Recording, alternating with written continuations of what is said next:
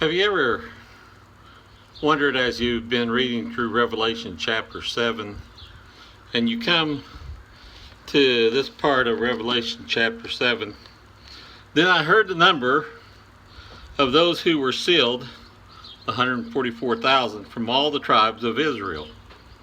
From the tribe of Judah, 12,000 were sealed. From the tribe of Reuben, 12,000. From the tribe of Gad, 12,000. From the tribe of Asher, 12,000. From the tribe of Manasseh, 12,000. From the tribe of Simeon, 12,000.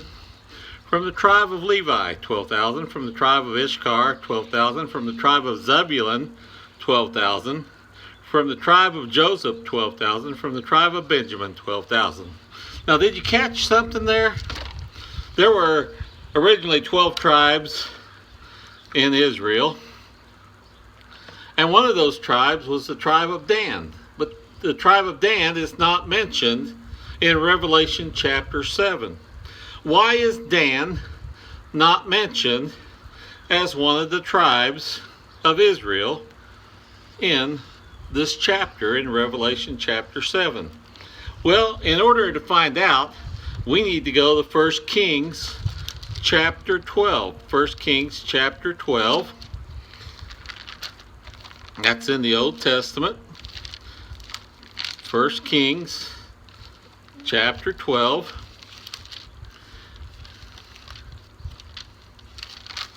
And we'll find something uniquely written here about the tribe of Dan. As we get into Dan into 1 Kings chapter 12, verses 25 through 33. And it says this to us in 1 Kings chapter 12. Then Jeroboam fortified Shechem in the hill country of Ephraim and lived there. From there he went out to build up Peniel. Jeroboam thought to himself, the kingdom will now likely revert to the house of David. If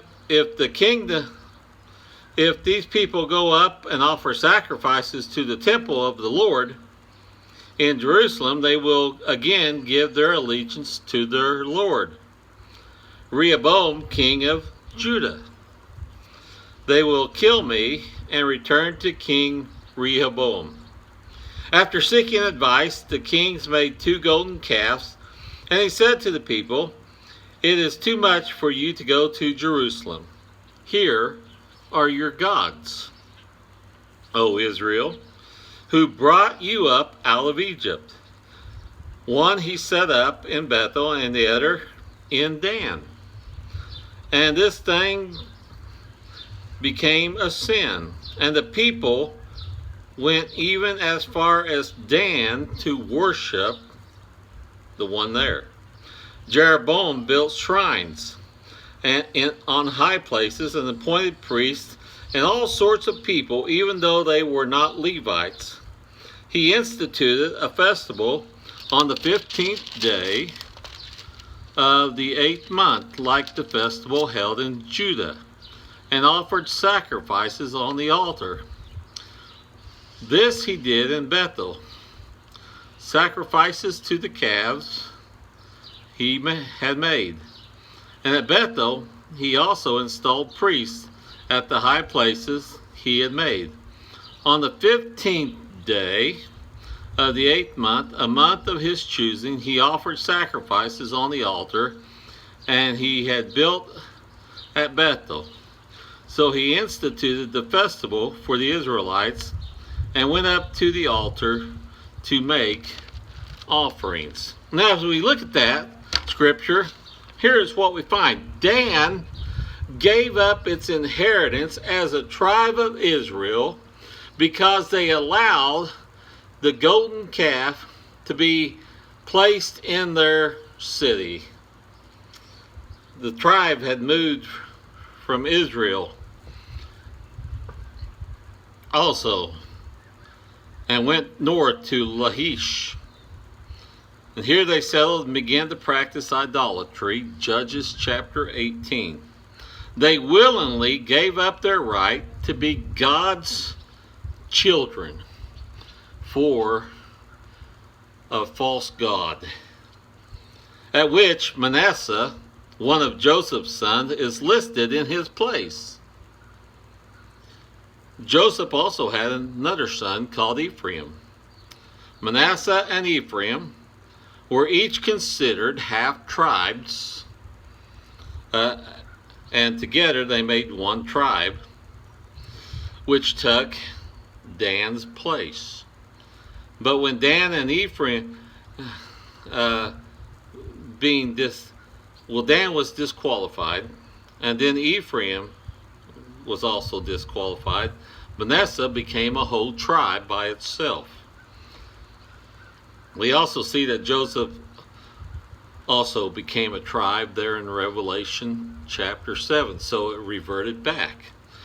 Ephraim, Joseph's other son, was led Israel into idolatry, and they were disqualified by God. They didn't give up their salvation, but God disqualified them. Now Dan gave up their salvation, but God disqualified Ephraim. Both tribes once had been in the grace of God, but they gave up that right to be God saved, to practice idolatry. What a shame. And then Joseph was established back as a tribe, and so we still have 12 tribes of Israel when we get to Revelation chapter 7. Now, as I look at that, someone might say, well, they were never really saved anyway. Someone might say, well, that's the Old Testament. We live in the New Testament age.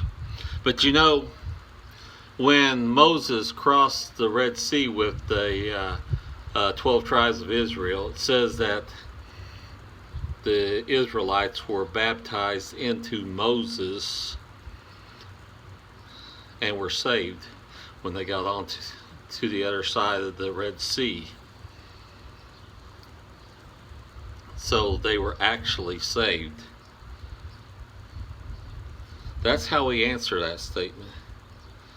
The examples of these two tribes serve as a reminder to us that we have the right to free will, and we can give up our right to have salvation through Jesus Christ, and we can be disqualified because we practice idolatry or sin that we don't want to give up, and we eventually get away from God, and God disqualifies us for salvation.